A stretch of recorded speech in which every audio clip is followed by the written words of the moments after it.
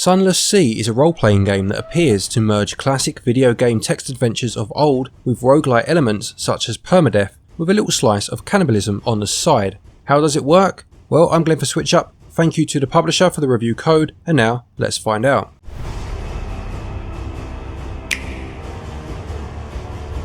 The game takes place in an alternate version of Victorian London, which 30 years prior to the start of the story was dragged under the water into what's now known as the Sea. You take on the role of a captain that you craft for yourself as you look to explore areas unknown as you pursue your personal goal. To give you a taste of the gameplay, I'm going to log my experiences with my first captain. Think of this as a captain's log of sorts. My first voyage began with me choosing a captain then. What better man for the job than that of Jean-Luc Picard. Picard was a philosopher, a nobleman looking for adventure, but not for money or even for fame per se, but to create a legacy and discover places unknown for the good of mankind. Things started well with a crew recruited in London and a cargo accepted to be delivered to the north to a place called Venderbite. The voyage passed practically without incident. Venderbite was located and the cargo successfully delivered. No more fuel was used than was necessary and the crew were fed and remained happy. A new mission was accepted, this time to the south of London, and Picard acquired more fuel reserves from a shop at the port. 2 units should be enough. Anyway, it would have to be. That was the last of his money. The ship set sail and headed south. Shortly into the journey, the first hostile ship of our endeavour was encountered. They were dispatched with relative ease and the remains of the ship were scavenged for supplies. More fuel. No food though, which was unfortunate as Picard had noted that supplies were low in this respect. Various other ports were visited on the way south to try and gather more food. There was no money left though, and with nothing of any value to sell, Picard started to lament his decision to spend all of his money on fuel back at Venderbite. Sea monsters were fought, killed and eaten. The noble philosopher Picard even began seeking out combat in the hopes of finding supplies, but every victory, even those against much larger opposition, was also a defeat, as not only was food running low, but the pursuit of adversaries had left the ship dangerously low on fuel. Crew members began dying. At first, Picard dismissed the notion of eating the dead out of hand. After all, they were not cannibals, but a lack of food and a regular supply of dead crewmates saw him slowly and regrettably change his mind. Good Lord. With food gone and fuel following suit, the ship was lost at sea. Picard tried to regain his dignity. Crew were forbidden to eat the vermin on the deck, and any dreams of monsters from the crew were quickly dispelled by their captain as nonsense. But insanity finally crept in as Picard killed his final crew members for one final meal. The sustenance it provided his body devoured his mind and he died shortly after, gone but not forgotten.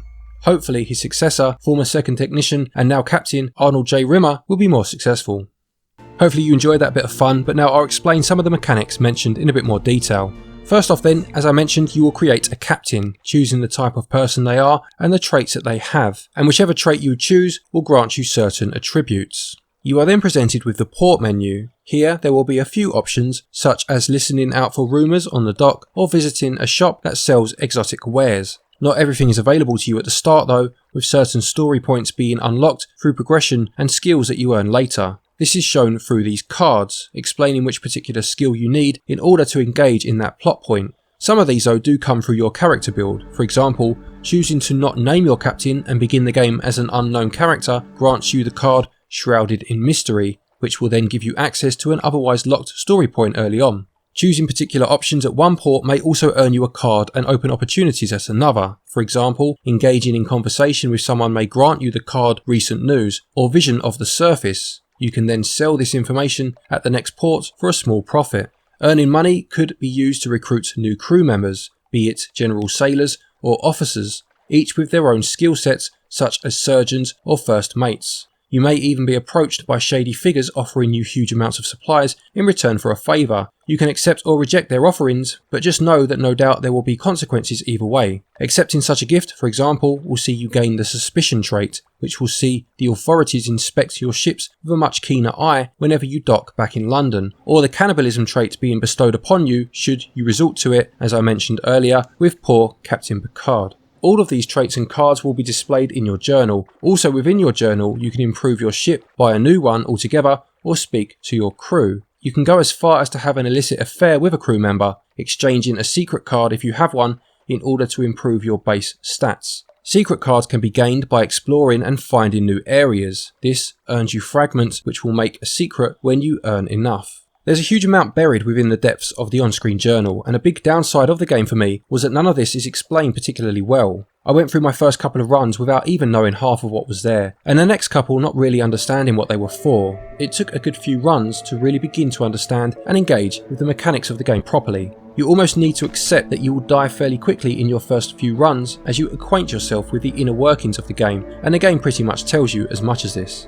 Any quests you accept are carried out through text boxes. You will not actually see any of what is happening at these points. It's handled as the text adventure games of old were, with the consequences of your actions being explained to you and any rewards or items acquired being documented. Leaving port and travelling to new areas is of course carried out in person, and although the boat will move automatically, you must steer it with the left stick. You can command to go full steam ahead, although overuse of this can cause your ship to explode, and you are also able to use a sonar device of sorts when looking for new land. Any newly explored areas will be displayed on your map, accessed by pressing the minus button. Combat is also handled in real time, with you needing to tail your foe, keeping them in your pro light in order to give your crew enough time to prepare your weapon. This can then be fired with the ZR button and must then be prepared again. You can acquire new weapons as you play.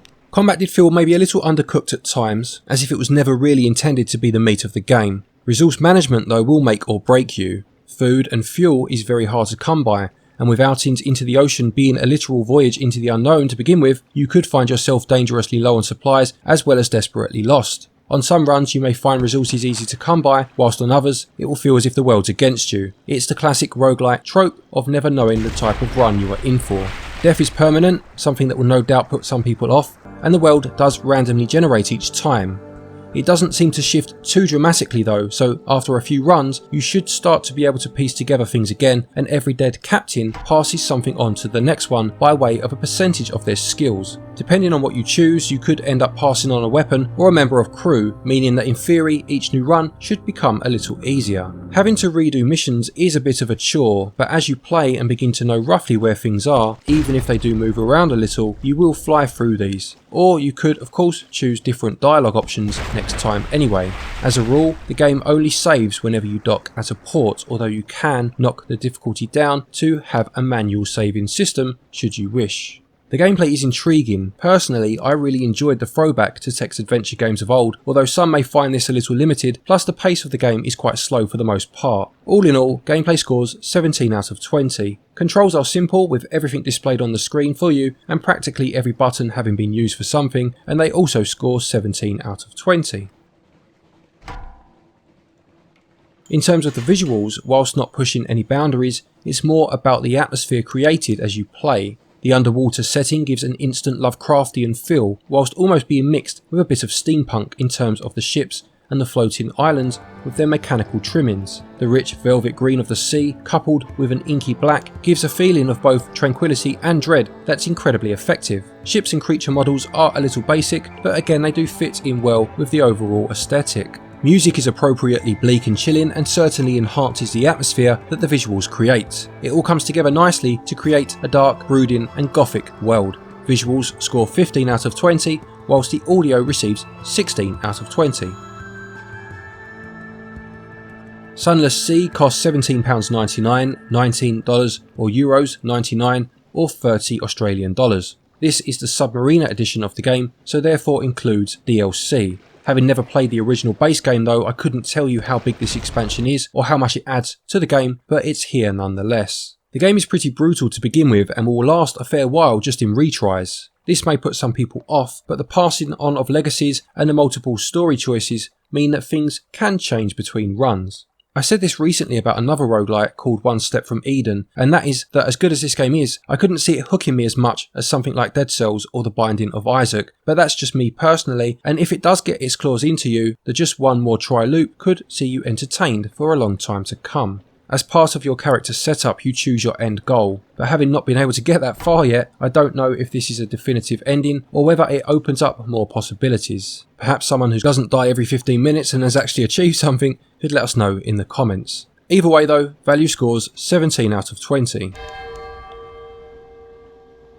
To conclude, Sunless Sea is an interesting and quite unique blend of classic text-adventure games mixed with the more modern trope of permadeath runs, which should get easier in theory due to you passing on skills each time you die. All of this is wrapped in a delightfully macabre and gothic London, which would make a great setting should they ever decide to make a water world too. Some will be put off by the lack of real action, I'm sure, or the roguelike nature of things, but if you are looking for something a little different, this may well be it.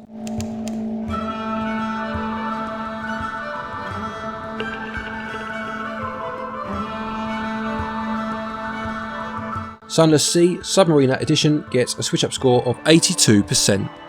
So there you have it. I hope you enjoyed this video. Please do remember to leave a like if you did. Roguelites are never easy games to review because mileage will vary so wildly from one person to another. Anyway, a quick thank you to our patrons as always for your continued support, and to each and every one of you for watching our videos. Take care, stay safe, and until next time, happy gaming.